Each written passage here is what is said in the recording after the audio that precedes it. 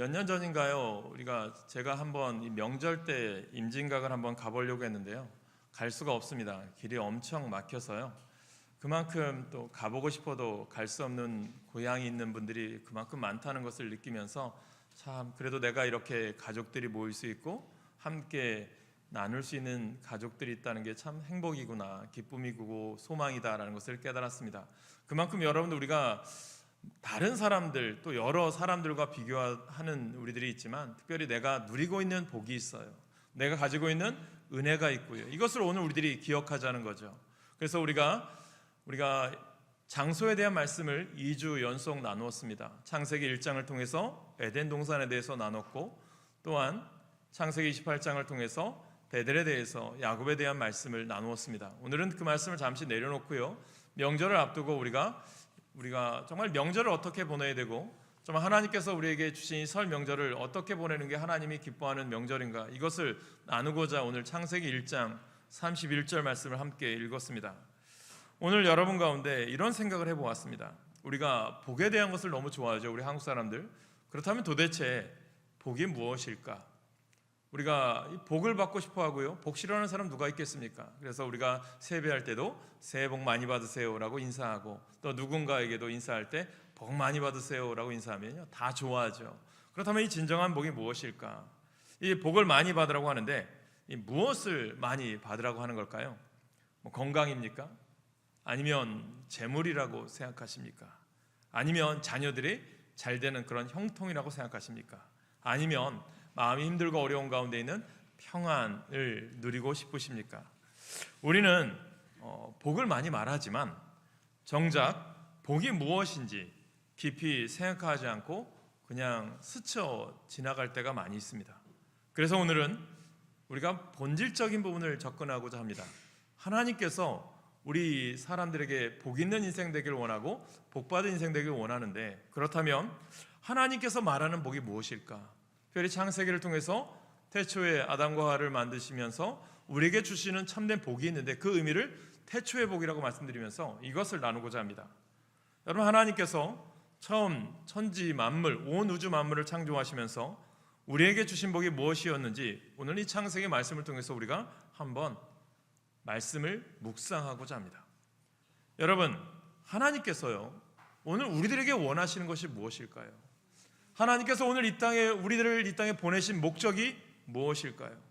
하나님 왜 세상을 창조하시고요, 하나님의 형상을 닮은 우리를 만드셨을까요? 저는 오늘 이 본문은 우리들에게 그 답을 주고 있다고 저는 생각합니다. 성경은 분명 우리 가운데 아름다운 목적과 의미, 참된 진리를 전하는데 내가 그 말씀을 듣지 않고 깨닫지 않기 때문에 그냥 스쳐 지나갈 뿐이라는 거죠. 분명한 것은 우리를 이 땅에 보내시고요, 가정과 가족을 이루게 하신 목적이 무엇인지를 깨닫게 되길 원합니다.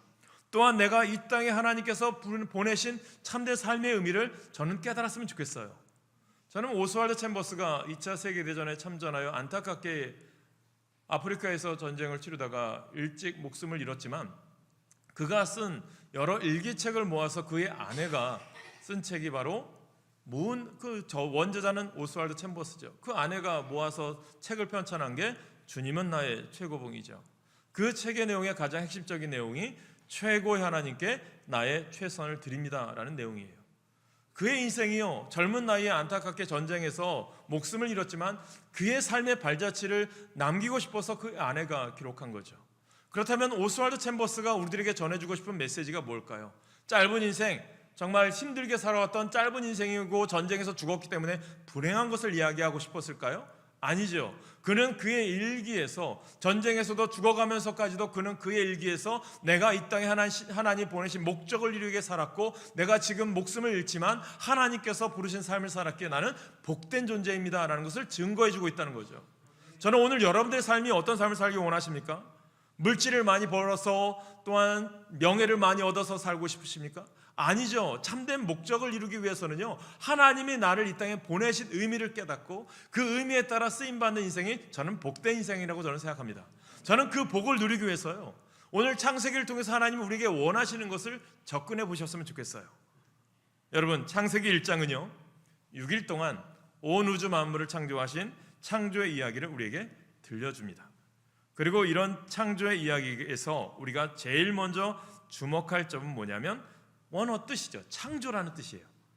그렇다면 이 창조는 무엇일까? 이 창조를 통해서 우리에게 무엇을 전해주는 것일까? 첫 번째는요, 복은요 더 많이 가지는 것이 아니라 이미 하나님이 좋다고 하신 거예요. 이것을 아셔야 돼요. 이 의미가 무엇이냐면 사람은 누구나 잘 살고 싶어 하거든요. 누구나 다 모든 것을 누리고 싶어 하는 게 우리 인생이죠. 그런데 우리는 거의 자동적으로 이렇게 잘 살고 싶어 하는 것을 연결하죠. 잘 산다, 돈이 많다. 저 집은 잘 살아 이야기할 때, 그 사람이 잘 사는 집에서 태어났어 라고 이야기할 때 그 기준이 무엇일까요? 그 말 속에는요 전제가 하나 깔려 있어요. 뭐냐면 재물이 많으면 잘 사는 것이라고 생각을 한다는 거죠. 그런데 정말 그럴까요? 여러분, 우리가 살아가는 우리 지금의 삶을 생각해 봅시다. 우리가 명절을 앞두고 아마 음식도 준비하고 여러 준비도 합니다. 그런데 보면 그때만큼 여러분들 맛을 느낍니까? 그때만큼 우리 여기 연세 드신 분들도 계시지만 예전에 정말 추석과 명절 때 모여서 먹던 그 음식 맛이 지금 느껴지실까요? 손맛은 그대로고요. 양념도 더 좋아졌고 재료도 더 좋아졌는데 왜 그 맛을 느끼지 못할까요? 그때만큼의 배고픔은 없어요. 우리가 평소에요 너무 잘 먹고 잘 살아요. 그만큼 우리가 소중한 것을 잊고 살아간다는 거죠. 우리가 아는 것처럼 예전에 열대 과일 하나, 바나나 아니면 이런 망고 이런 거 하나가 얼마나 귀했습니까? 복이나 했겠습니까? 병원에 입원하거나 아파야만 먹을 수 있는 게 바나나였어요. 그런데 요즘은 누구나 다 어느 마트에 가거나 어느 슈퍼에 가도 쉽게 접근할 수 있고 누구나 다 먹을 수 있는 과일이 되었어요. 그만큼 잘 살게 되었어요. 그런데 여러분 그것만큼 행복을 누리고 살아갑니까? 그만큼 우리가 기쁨 가운데 살아가고 있습니까? 그렇지 않은 거죠. 여러분, 반대로 우리가 생각해 보세요. 돈이 많아도요 불안한 사람들이 너무 많아요. 돈이 많아도요 잠을 이루지 못하는 사람들이 많아요. 반대로 물질이 넉넉하지 않아도 어떻게 보면 감사하며 사는 사람들이 많아요. 그럼 이것을 무엇을 말할까? 이것은요 물질이 인생의 기준이 될 수 없다는 거예요. 복의 기준이 물질이 될 수 없다는 것을 말해주는 거죠. 그렇다면 잘 사는 것이 무엇일까? 오늘 우리는 하나님의 형상을 닮은 하나님의 피조물이잖아요. 주의 백성이고 그리스도인이잖아요. 그렇다면 오늘 우리가 하나님께서 우리에게 원하는 잘 사는 법이 무엇일까? 크리스찬 채널에 잘 잘 법이 있죠. 잘 먹고 잘 사는 법. 많은 목사님들이, 귀한 목사님들이 여러 가지 예화를 통해서 우리들에게 들려주는 유튜브 채널이죠. 여러분들 언제든지 들어보세요. 좋은 내용, 주옥 같은 내용들이 너무 많아요. 이재철 목사님, 은퇴하신 김기성 목사님 이런 분들이 너무나도 많은 좋은 메시지를 전했죠. 그런데 오늘 성경에서 접근해 보면 본문은 이렇게 말합니다. 하나님이 지으신 그 모든 것을 보시니 보시기에 참 좋았더라. 무엇입니까? 하나님께서요 6일 동안 다 창조하신 이후에 내가 이만큼 창조했어 성과 보고를 하는 시간일까요? 아닙니다. 생산량을 계산한 것일까요? 아닙니다. 미래 계획을 세우신 걸까요? 이대로 했으니까 과일이나 열매나 아니면 동물들이 더 풍성해지겠지 이것을 생각하셨을까요? 아닙니다. 그저 보셨어요. 그리고 말씀하시죠. 참 좋다. 이것을 원어로 한번 풀어보자는 거예요. 히브리어죠. 히브리어 원어는 토브라는 단어예요. 이것이 원어의 뜻은 뭐냐면 좋다, 선하다, 아름답다, 완전하다는 뜻입니다. 그런데 여기에 매우 심히라는 단어가 앞에 붙어 있어요. 심히 좋았더라, 매우 좋았더라 라고 말씀하잖아요. 그냥 괜찮은 정도가 아니라 하나님의 마음에 흡족한 상태예요. 여러분 이 장면을 한번 잘 담아 보십시오. 여러분 아담이 무엇을 했습니까? 아무것도 하지 않았잖아요. 아직 일도 시작하지 않았습니다. 아직 열매도 맺지 않았습니다. 아직 성취한 것이 없어요. 그런데요 하나님은 말씀하십니다. 참 좋다. 이것이 복이라는 거예요. 무엇이냐면 하나님 만든 그 모습대로 쓰임받는 인생, 하나님이 여러분들 만든 그 인생대로 쓰임받는 인생 되기를 원하는 거예요. 여러분들이 물질이 많아서 하나님이 너 복받았어라고 얘기할까요? 여러분들 명예를 많이 가져서 여러분들 복받았다고 얘기할까요? 아니에요. 하나님과 교제하고요, 하나님과 예배하고요, 하나님과 기도하고요, 하나님 뜻 가운데 살고자 노력하는 그 모습을 보고 주님은 우리에게 뭐라고 말씀하실까요? 너 참 좋아, 너 복받은 인생이야, 그렇게 말씀하시는 거예요. 그러다면 하나님 어떻게 하십니까? 때론 우리가 살아가면서 하나님 저 이거 부족해요. 하나님 저에게 이런 문제가 있고 어려움이 와요. 그런데 하나님 이거 어떻게 할까요? 하나님께 기도하고 여쭈면요, 하나님 어떻게 하십니까? 시절을 쫓아 채워주세요. 하나님께서 부어주세요. 그게 우리는 뭐라고 말씀드려요? 은혜라는 거예요. 저는 오늘 여러분 가운데 은혜로 사시길 간절히 축원합니다.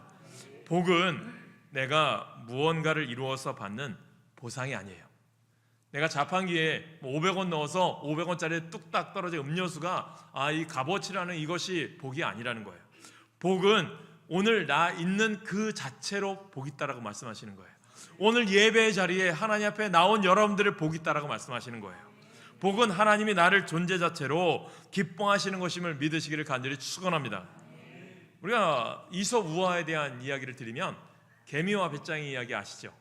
개미와 배짱이, 그 얘기를 들으면 개미는 한여름에도 열심히 일을 해서 먹을 것을 모아놓고 창고에 들여놓죠.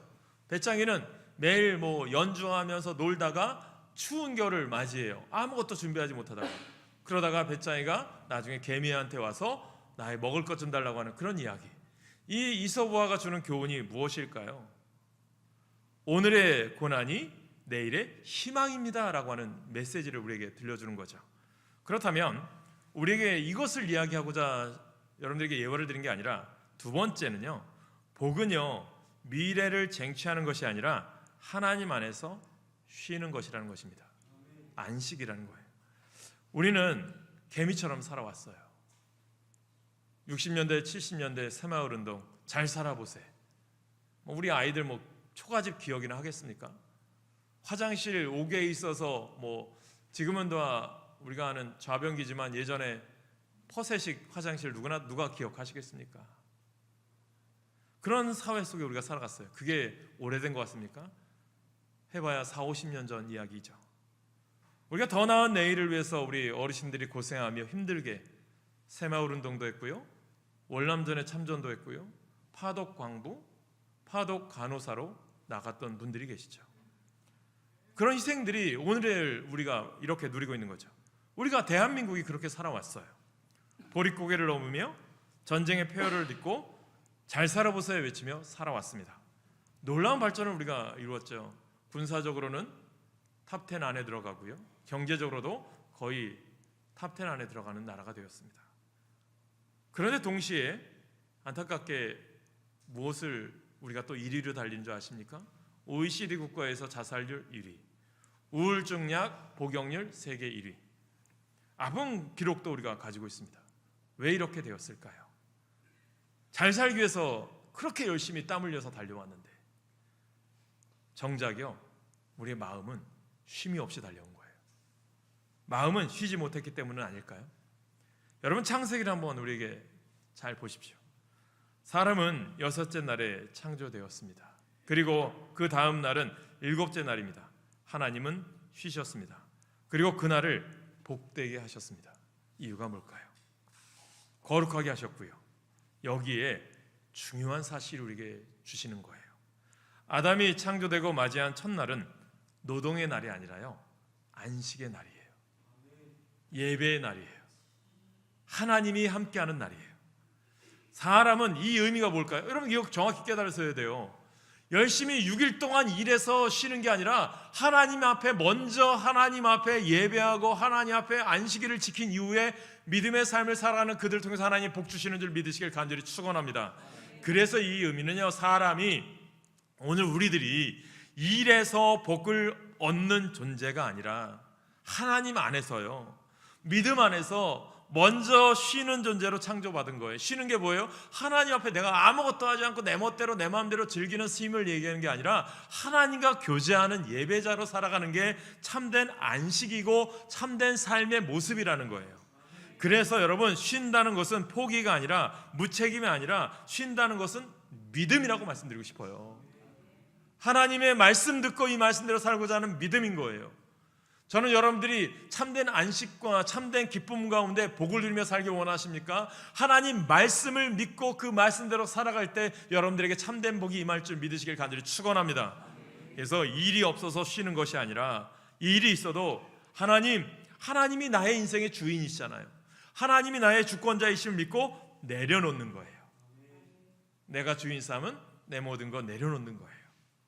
그래서 복 있는 사람은요, 내 모든 문제 해결되었어, 나에겐 걱정 것이 염려 없어, 이것이 아니라요, 문제가 있어도 하나님 앞에서 평안한 거예요.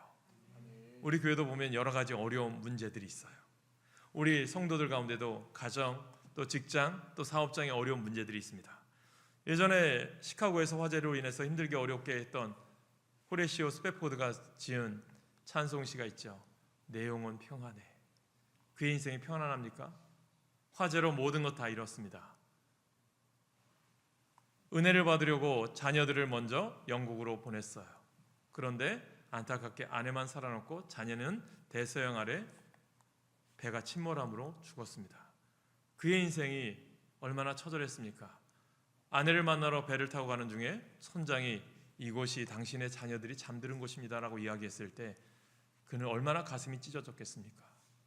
그런데 그가 그 가운데 깨달은 게 뭐예요?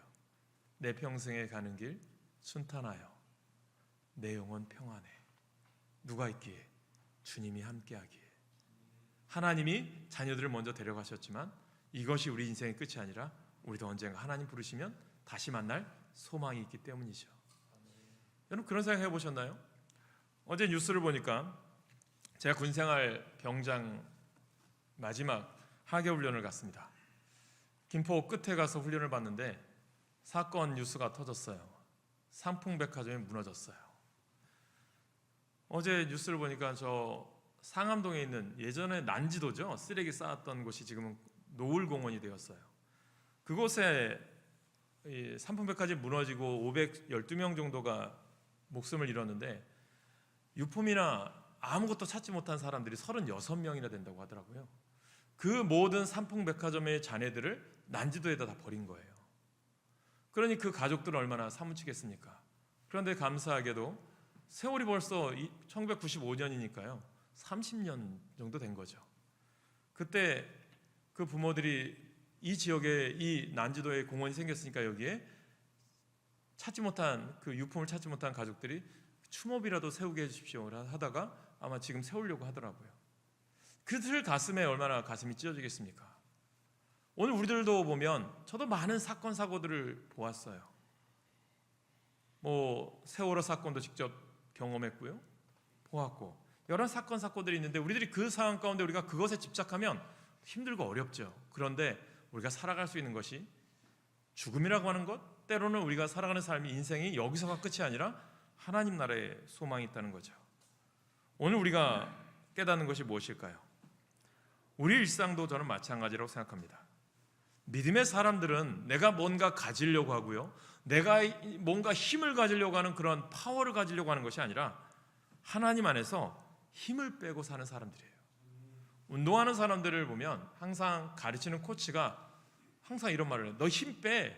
힘을 빼야 실력이 늘어. 그런 이야기 하거든요. 신앙도 마찬가지예요. 내가 잡으려고 하고요, 내가 뭔가 쟁취하려고 하는 거 다 힘 빼라고 말씀하세요. 누가요? 하나님께서. 우리가 지난주에 야곱에 대해서 말씀드렸지만 야곱이 뭔가 가지려고 했잖아요. 형 발 뒤꿈치라도 잡아서 내가 먼저 태어나려고 했고, 외삼촌 라반의 집에 가서도 뭔가 재산을 분리해야만 한다고 해서 잔꾀를 써서 부자가 되었지만 그 삶에 행복이 있었나요? 언제 형이 날 죽이러 올지 모르는 두려움, 그 가운데 하나님이 철저하게 깨닫게 하신 게 야복강가에서 어떻게 하십니까? 둔부, 환더뼈를 쳐서 평생 절개하십니다. 그러나 야곱은 어떻게 고백하죠? 하나님 앞에 하나님이 나에게 복 주시지 않으면, 하나님이 나에게 함께 하시지 않으면 내가 살아갈 수 없습니다. 그때 하나님이 야곱에게 복을 주시죠. 그의 이름을 바꿔주죠. 이스라엘로. 저는 오늘 우리들의 삶이요, 하나님 믿음 안에 사는 복된 삶을 누리시길 간절히 축원합니다. 그렇게 하기 위해서는요, 내 것 내려놓으세요. 여러분들 왜 하나님 앞에 예물을 드리고 하나님 앞에 헌신하고 하나님 뜻 가운데 살지 못할까요? 내 것이 살아있기 때문에 그렇거든요. 내 것처럼 생각하기 때문이에요. 내가 했고 내가 다 했다고 생각해요. 그런데 하나님이 도와주시지 않으면 가능할까요? 가능하지. 여러분 가능할 수는 있을까요? 하나님이 도와주셔야 우리가 살아갈 수 있는 거고요, 하나님이 인도하셔야 우리가 살아갈 수 있는 거예요. 그것을 우리가 평소에는 느끼지 못하거든요. 그런데 하나님 오늘 우리 가운데 깨닫게 하시는 게 있거든요. 저는 여러분들이 날마다 깨달음을 얻어서 하나님 믿음 가운데 복받은 인생으로 사시길 간절히 축원합니다. 그래서 세 번째 여러분들에게 드리고 싶은 말씀은 복은요 doing이 아니라요 being입니다. being 뭐냐면 우리는 무엇을 했는가로 자신을 평가하거든요. 학위는 어떤 학위를 받았느냐. 목사님들 중에도 보면 가운을 입으면 세 줄짜리가 있어요. 세 줄짜리가 뭔지 아시죠? 박사학위예요. 그걸 자랑하고 싶은 거예요. 그런 분들도 있어요.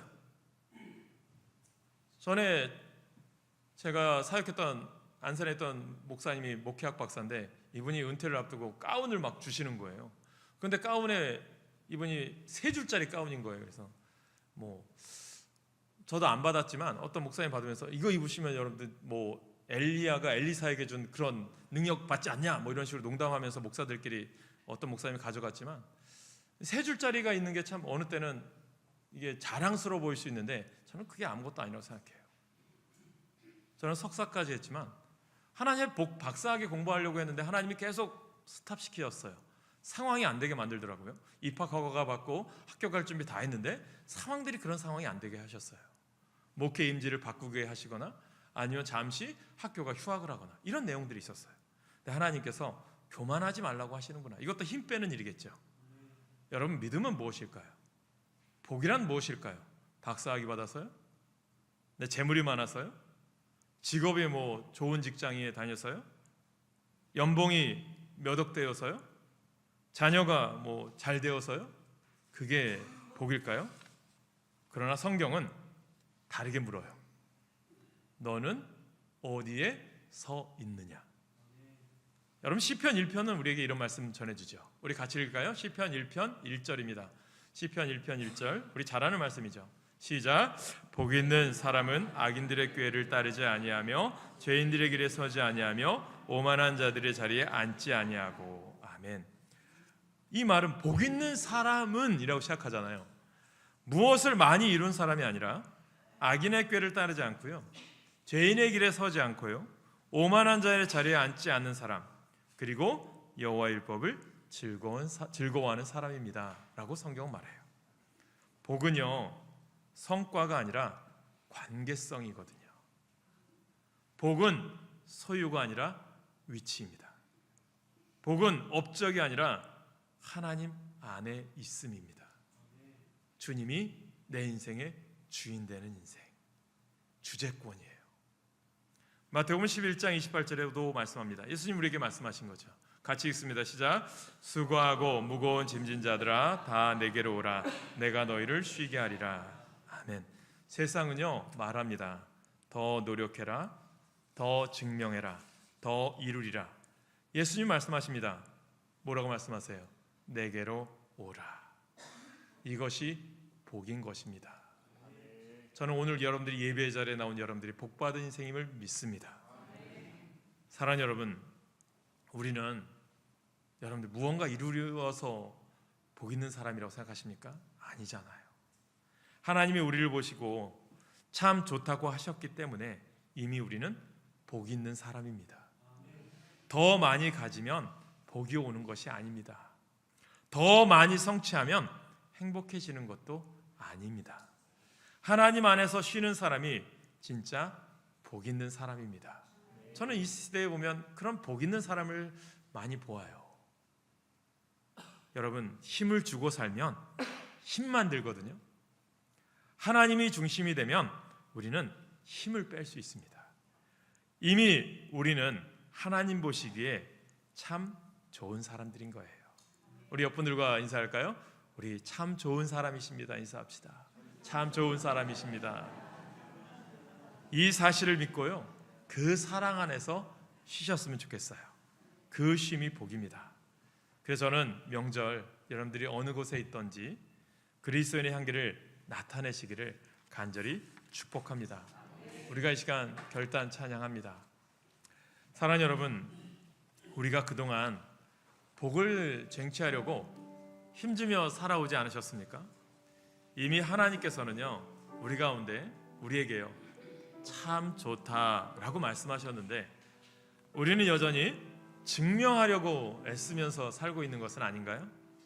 오늘 이 시간 우리가 주인 삼았던 것들, 복이라고 붙잡고 있었던 것들, 힘주고 움켜쥐고 있던 것들을 조용히 내려놓고 싶습니다.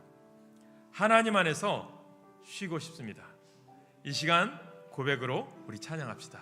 내가 주인 삼은 모든 것 내려놓고.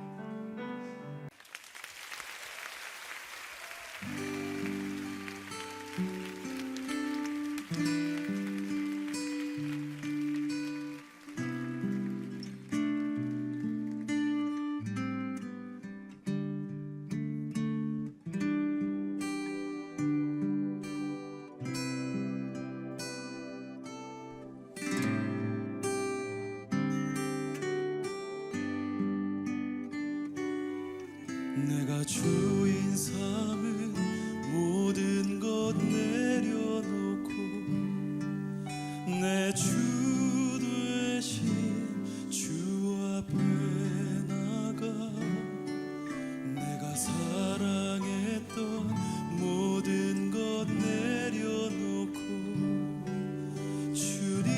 주님만 사랑해.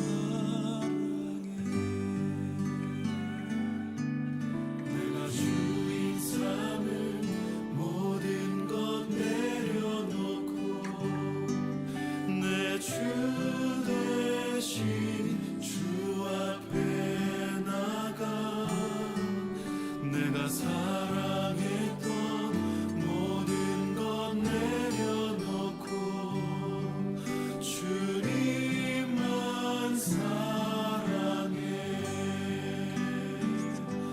주 사랑 거친 풍랑에도 깊은 바다처럼 나를 잠잠케 해. 주 사랑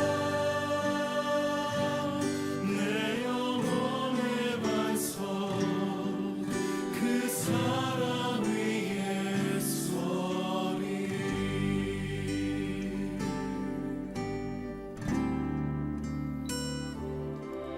내가 주인 삼은 모든 것 내려놓고 내 주 대신 주 앞에 나가 내가 사랑했던 모든 것 내려놓고 주님만 사랑해. 주 사랑 주 사랑 거친 풍랑에도 깊은 바다처럼 나를 잠잠케 해. 주 사랑 내 영혼의 반석 그 사랑 위에 서리. 내가 주인 삼은 내가 주인 삼은 모든 것 내려놓고 내 주 대신 주 앞에 나가 내가 사랑했던 모든 것 내려놓고 주님만 사랑해. 내가 주인 삼은 내가 주인 삼은 모든 것 내려놓고 내 주 대신 주 앞에 나가 내가 사랑했던 모든 것 내려놓고 주님만 사랑해. 다 함께 주 사랑 주 사랑